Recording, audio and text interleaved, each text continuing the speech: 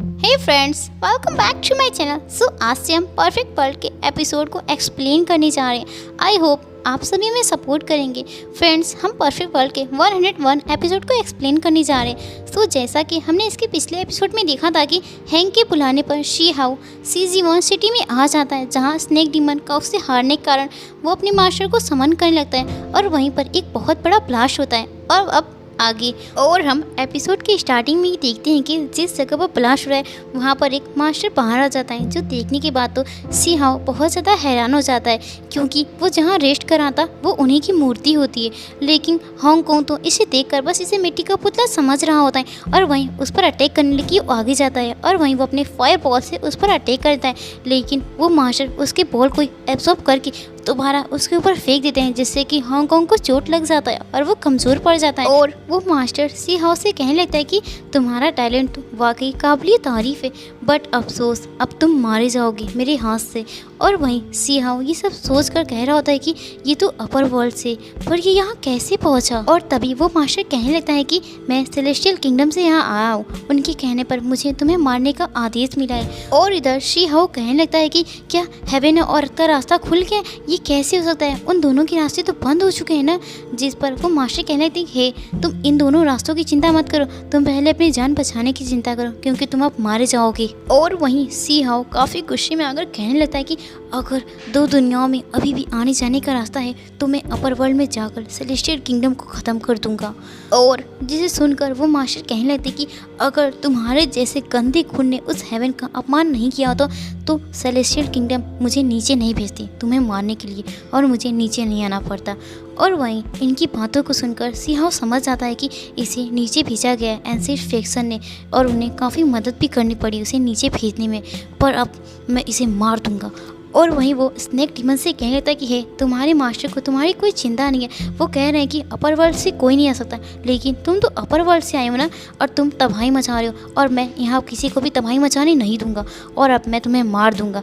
और वहीं वो अपर डीमन का स्नेक मास्टर डर कर बोलने लगता है कि अपर वर्ल्ड में जाने का रास्ता है, मैं वहीं से आया हूँ, पर मास्टर आपको नहीं बता रहे क्योंकि आपने मास्टर के सनफ्लावर मेंबर के सबसे स्ट्रॉन्ग पर्सन को मार दिया है, इसलिए वो आपको नहीं बता रहे हैं। और वो पर्सन गोल्ड लॉर्ड का डिसाइबल भी था।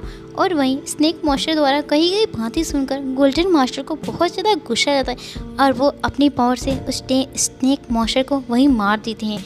और वहीं वो कहने लगते हैं कि अब तो तुम मरने वाले हो, चलो क्यों ना मैं तुम्हारे मरने से पहले तुम्हें सारी सच्चाई बता दूं। और वहीं वो उसे बताने लगते हैं कि हेवनली मास्टर और लॉर्ड ऑफ अंडरवर्ल्ड ने मिलकर एक रास्ते को बनाया जिसके थ्रू मैं यहाँ आया हूँ और मैं तुम्हें यहाँ मारने आया हूँ। और वहीं वो अपने डिवाइन स्पिरिचुअल हैंड से उस पर अटैक कर लेते हैं, और वहीं हम देखते हैं कि हांगकांग भी आ जाती है और वो उस पर अटैक करती है, और ये दोनों फाइट कर ही रहे होते हैं। लेकिन तभी गोल्ड मास्टर अपने डिवाइन हैंड से उस पर अटैक करते हैं, लेकिन हम देखते हैं कि एक बड़ी सी तलवार आकर उसके हैंड्स को काट देती है, और वो कोई नहीं बल्कि विंड मंकी होता है जो आकर उससे अटैक करने लगता है। और वहीं हम देखते हैं कि वो मास्टर अपने 10,000 आर्म टेक्निक का यूज़ करके एक स्पिरिचुअल डिवाइन बॉडी को एक्टिवेट कर लेते हैं, और वहीं वो काफ़ी ज़्यादा स्ट्रॉन्ग होता है, और वहीं वो दोनों उससे फाइट करने के लिए तैयार हो जाते हैं। और इधर हम शी हाउ को देखते हैं जो कि फैन अपनी टेलीपैथी के जरिए उनसे बातें कर रहा होता है, और वो कहता है कि अगर विंड मंकी और हांगकांग ने उसे हरा दिया तो हम उसके जरिए पता लगा सकते हैं कि ये सब किसने किया है। और वहीं हम देखते हैं कि वो गोल्डन मास्टर अपने 10,000 आर्म से उन दोनों पर लगातार अटैक करते जाते हैं, और वहीं हांगकांग भी उससे बचने की पूरी कोशिश करती है, लेकिन वो हैंड्स उसका पीछा नहीं छोड़ते।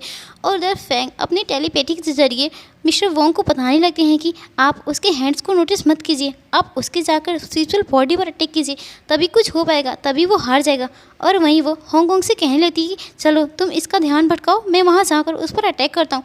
और वहीं हांगकांग भी रेडी हो जाती है, और अब हम देखते हैं कि मिस्टर मंकी वहाँ जाने लगते हैं, और वो तेज़ी से जाकर अपने स्वार से उस पर अटैक करते हैं, लेकिन वो गोल्डन मास्टर उससे स्ट्रॉन्ग होते हैं और उसे वो दूर फेंक देते हैं। लेकिन हम देखते हैं कि मिस्टर मॉन्ग का अटैक उन्हें लग जाता है और उनकी डिवाइन स्पिरिचुअल बॉडी टूट जाती है, और जिससे कि गोल्डन मास्टर को और ज़्यादा गुस्सा आता है और वो अपने इमोर्टल पावर से उस पर लगातार अटैक करते हैं। और यहीं मिस्टर वोंग और हांग उसे रोक नहीं पाते, और तभी शी हाउ उनसे कहने लगती लेता है कि आप इन्हें दूर लेकर जाइए और तभी मैं पता लगा पाऊंगा कि इसके पीछे इसका असली मास्टरमाइंड कौन है।